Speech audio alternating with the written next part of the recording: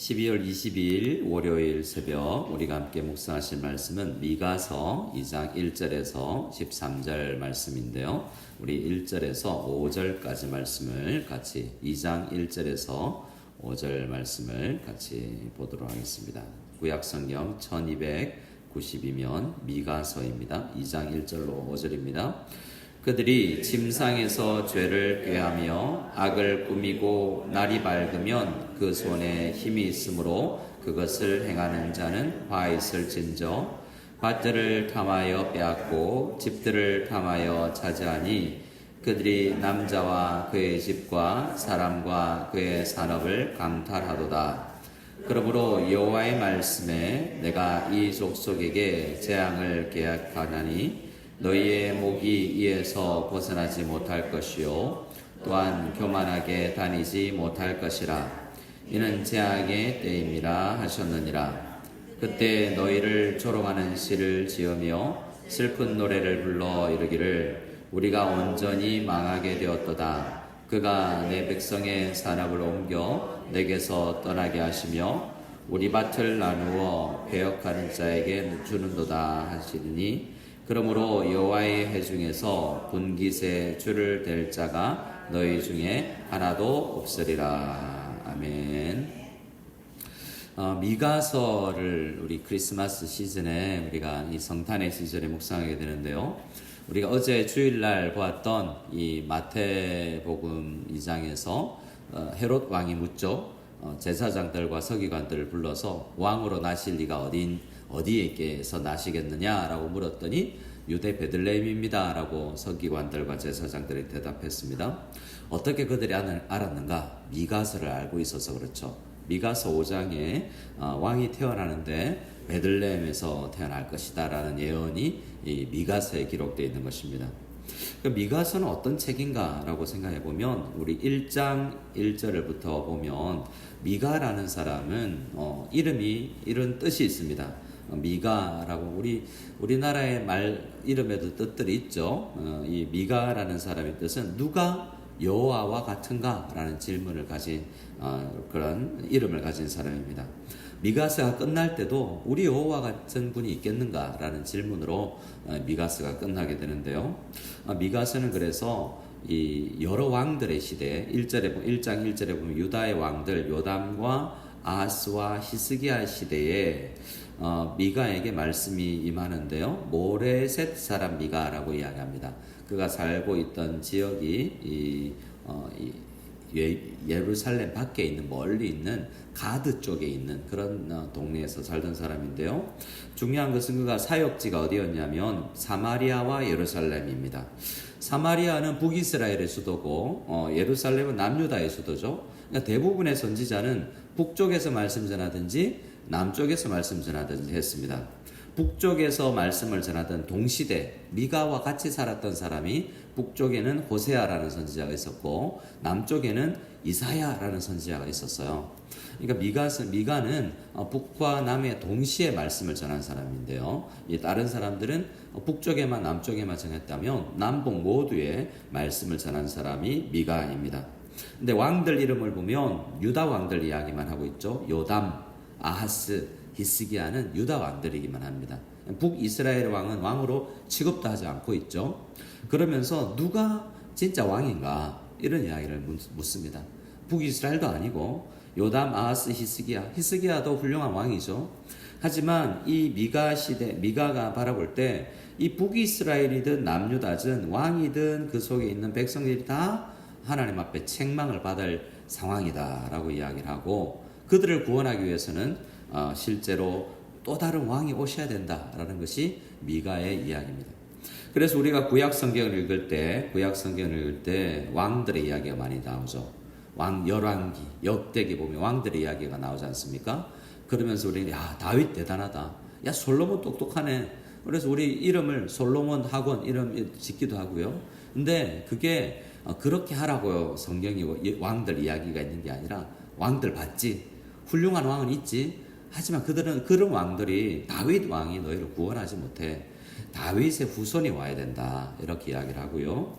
선지자들이 나오죠. 선지서가 여러 개, 오늘 미가서를 포함해서 선지서가 많습니다. 그 선지서는 하나님의 뜻을 우리에게 알려주죠. 가장 우리에게 깊은 하나님의 뜻을 알려주는 참 선지자가 오셔야 되는데 그분은 예수님이다 라고 이야기합니다.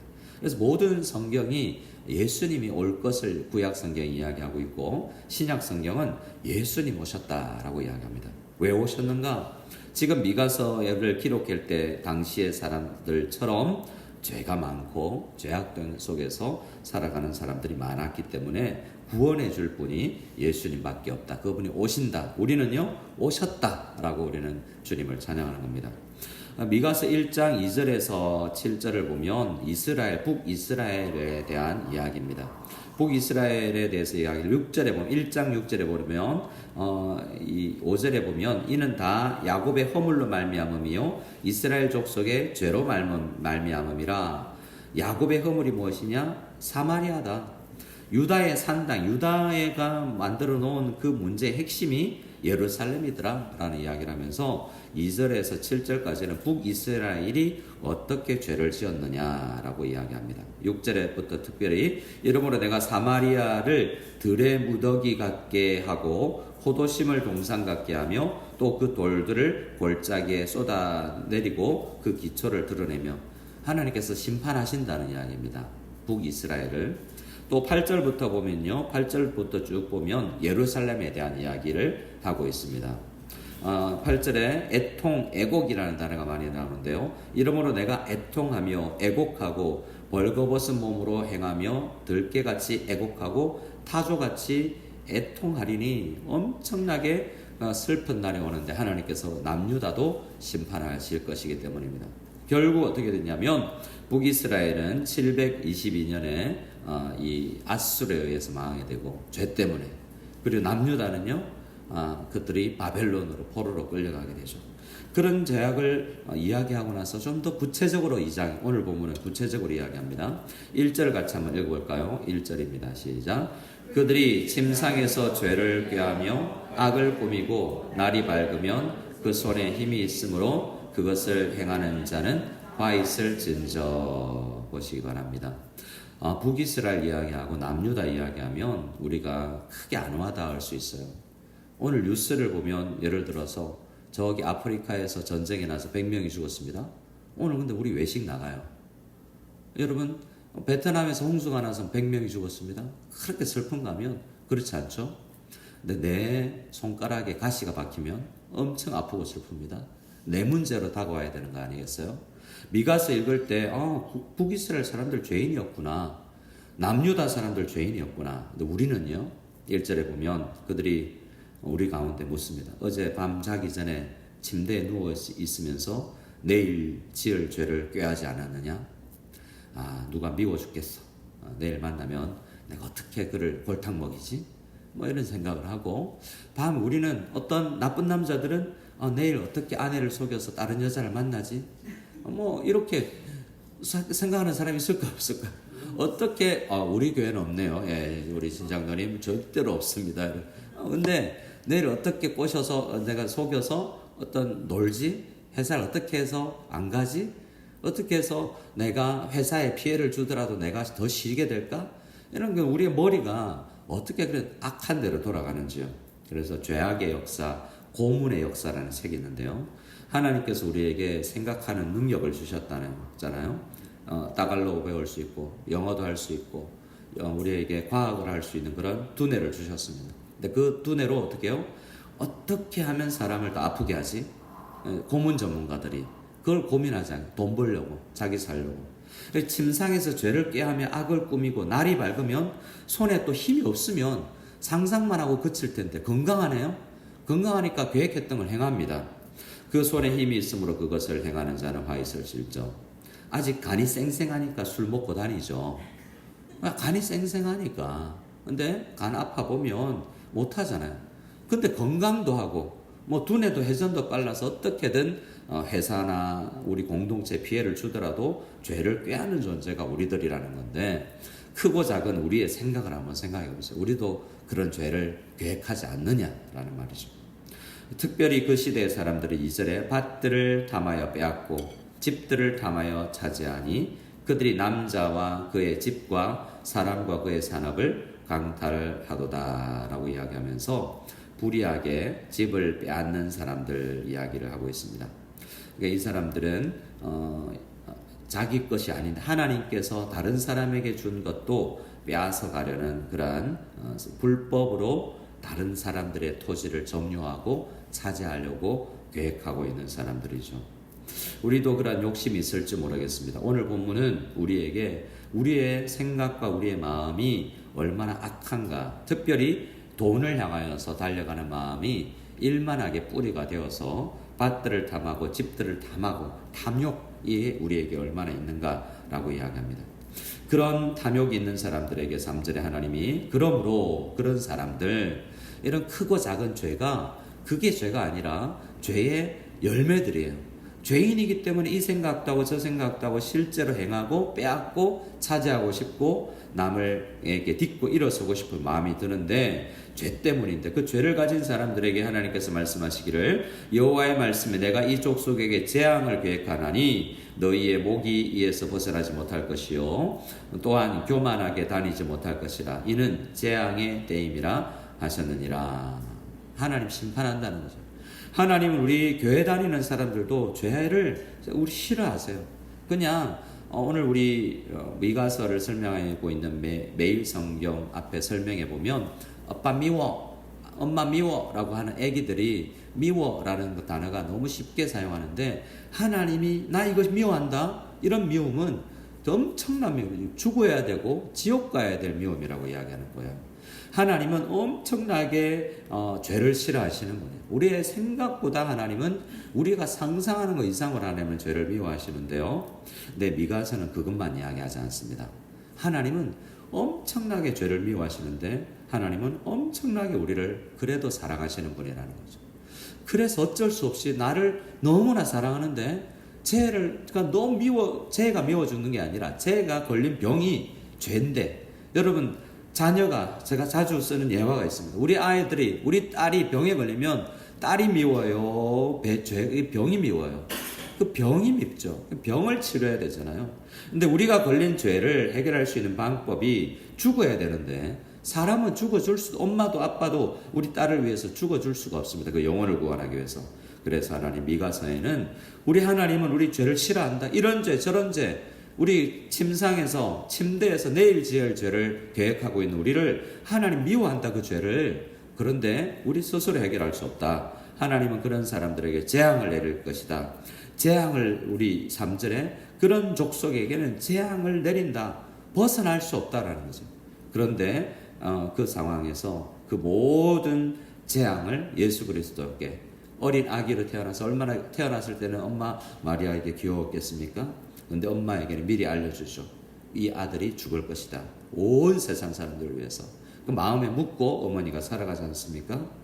근데 모든 족속의 세상, 북이스라엘, 남유다, 이 세상 모든 사람들의 죄악의 재앙을 예수님께서 짊어지고 가신다는 것이 동시대 같이 미가와 함께 활동했던 이사야 선지자 이야기잖아요. 이사야 53절에 그 어린 양이 우리 모든 죄를 지고 가신다라는 이야기입니다. 왜요? 우리를 사랑하시기 때문이에요. 4절에서 우리가 읽지 않았지만 쭉 이야기는 그런가? 라고 의심하는 사람도 있고, 너무 슬퍼서 조롱하는 시와 슬픈 노래를 부를 것이다 라는 이야기 등등 있지만, 전체적인 흐름이 시적으로 표현되어 있어서 그런데요, 엄청나게 어려운 일이 있을 것이다 라는 내용이 있습니다. 그래 하나님을 원망하기도 할 거예요.